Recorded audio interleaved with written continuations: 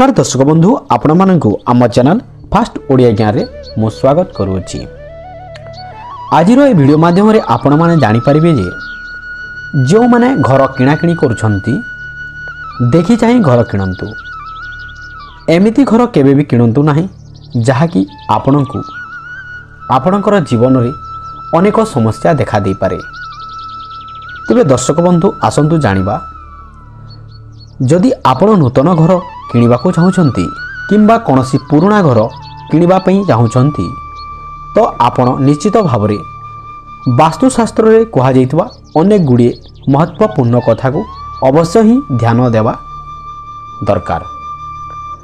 वास्तु अनुसार घर किणवा समय रे जदि एसबू कथार ध्यान न रखिबे तो घरे रहुथुवा सदस्यों को अनेक समस्यार सामना करने को पड़ी थाए।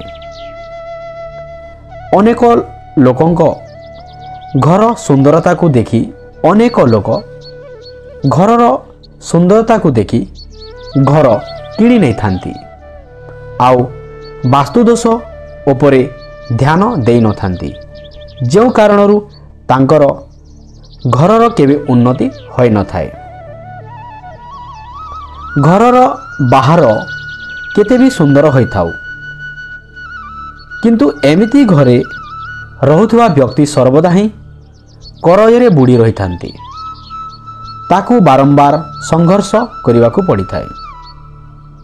एमिति घर को केबे भी सुंदर भावे सजा जाऊ पछे किंतु घरे रहुथुवा लोकंक विनाश होई पारे नाही। घर सर्वदा वास्तुदोषरू मुक्ति हेबा दरकार। छोट छोट वास्तुदोष भी बड़ बड़ समस्या उत्पन्न करिथाए।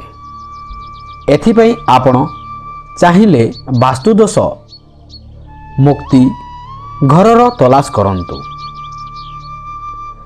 किंबा से घर को वास्तुदोषर मुक्त करिबा पई वास्तुशास्त्र अनुଯାयी उपाय भी करि पारंती। तेबे आसंतु जानि नबा कौनसी भी घर किणवा पूर्वर आमको कौन महत्वपूर्ण कथा ध्यान रखा उचित। प्रथम कथा हेउची वास्तुशास्त्र अनुसार कौनसी घरर मुख्य द्वार दक्षिण किंबा ईशान्य कोण रे रखिबा उचित नुहे। मुख्य द्वार पूर्व किंबा उत्तर दिग को हेबा उचित।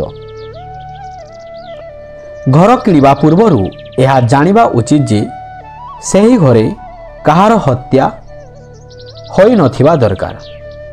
एमिति घर अशुभ होइताए। नूतन घर नेवा पूर्वरु जानिबा उचित जे सही घरे रहिथिबा कोनोसी लोकंकर मृत्यु दुर्घटना रे होई नथिबा। एमिति घरे रहिबा कष्टकारक होई पारे। कौनसी घर किणवा पूर्वरु यह सूचना नियंतु कि सही घर किंबा संपत्ति कौनसी भी विधवा स्त्री पाखरु छड़ई अणा जाई होई नथिबा दरकार किंबा ताकू धोखा दे ता पाखरु आनी नथिबे। एमिति घरे रहिबा दुखदायक होइताए। आमको सर्वदा एमिति घर किणवा उचित नुहे जेउठी गर्भवती महिला मृत्यु होई नथिबो।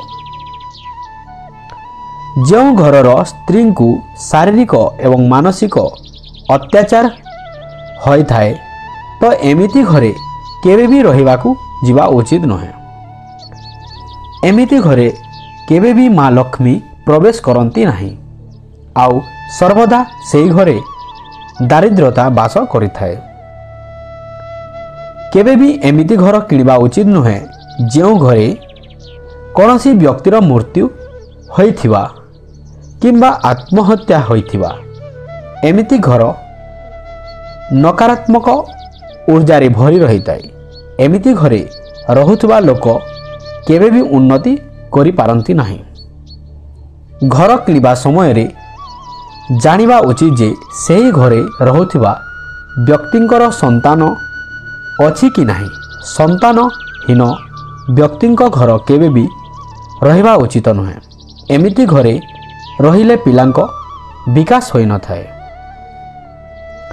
आसंतु जानिबा घर आखपाखरे कौन रहिबा उचित आ कौन रहिबा उचित नुहे।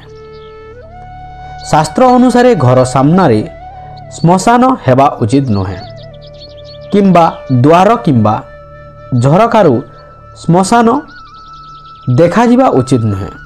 एमिति स्थान रे घर रहिले घरर सदस्यंक स्वास्थ्य सर्वदा खराब होइताए। घरे आखपाखरे अपरिष्कार जिनिस किंबा बड़ खाल केबे भी रहिबा उचित नुहे। यह अशुभ वातावरण सृष्टि करिथाए। एमिति घर सदस्य केबे भी उन्नति करि पारंती नाही। घरर उपरे अस्त गछर छाया केबे भी पड़िबा उचित नुहे। यह द्वारा घरर वातावरण नकारात्मक होइथाए। एहाकू छायाभेद भी कहा जाए। केबे भी एमिति घर किनिबा उचित नुहे जो घरर सामनारे कौनसी हॉस्पिटल रहिथिबा, जोटी मृत व्यक्ति बारंबार दर्शन हेउथिबो। एमिति स्थान रे केबे भी घर किनिबा उचित नुहे। घरर आखपाखरे विद्यालय हॉस्पिटल मंदिर अवश्य रहिबा उचित किंतु घर पाखरे कौनसी बड़ ड्रेन किंबा नदी रहिबा उचित नुहे। जदि घर सामनारे कौनसी सुखिला वृक्ष थिबो किंबा घर थिबा गछलता सुखिबाकू थिबो एमिति घरे भी रहिबा उचित नुहे। जो घरे बारंबार पशुपक्षी मानकर मृत्यु होइथिबो किंबा जो घरे कुआ निजर बास जमै थांती एमिति घर भी किनिबा उचित।